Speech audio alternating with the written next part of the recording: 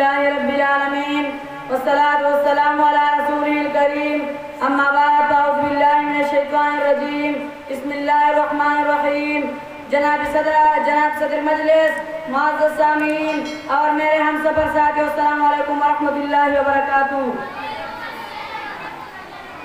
آج اس پروقار تقریب میں مجھے اس موضوع پر بات کرنی ہے اور ہے میری پہچان پاکستان۔ جناب صدر اللہ رب العزت کا شکر ہے کہ ہمیں اپنا گھر، اپنا آزاد اور خود مختار وطن اسلامی جمہوریہ پاکستان میسر ہے کہ مسلمانوں کی بشمار اور لازوال قربانوں کے نتیجے میں مرد وجود میں آیا۔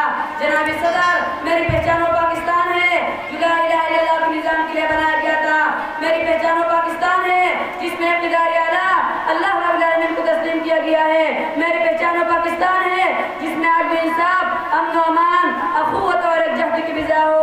میری پہچان وہ پاکستان ہے جو علامہ محمد اقبال کے خواب کی عملی تصویر ہو۔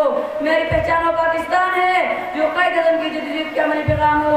اس لیے یہی میرا نعرہ اور پیغام ہے کہ میری پہچان پاکستان، میرا ایمان پاکستان۔ جناب صدر لیکن بدقسمتی سے 74 سال گزرنے کے بعد بھی پاکستان اس مقصد کے لیے بنایا گیا تھا، وہ مقصد حاصل نہیں ہوا۔ آج کا پاکستان اس میں سودی نظام جاری ہے جس کے نتیجے میں امیر امیر تر اور غریب غریب تر ہو رہا ہے۔ آج کا پاکستان جس میں سودی نظام جاری ہے جس کے نتیجے میں امیر امیر تر اور غریب غریب تر ہو رہا ہے۔ آج کا پاکستان جزء جبر اور رعایا کا مسجد بنا ہوا ہے جس میں غریب کا بچہ ایک وقت کی روٹی کے لیے ترس رہا ہے اور ضروری تعلیم سے محروم ہے۔ آج کا پاکستان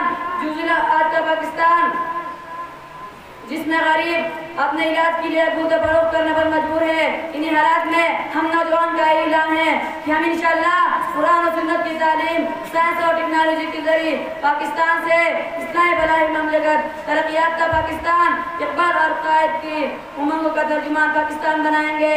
اور ہم سب طلبہ کا یہ عزم ہے کہ وطن کی آن پر اپنا لہو بکیریں گے، کہ وطن کی آن پر اپنا لہو بکیریں گے، ہر ایک ظلم کے اندھی کی روح کو پیریں گے، ہر ایک کوچ و بازار کی مکی کو سلام، اے میرے پاک وطن تیرے سرزمین کو سلام۔ وآخر دعوانا الحمدللہ رب العالمین۔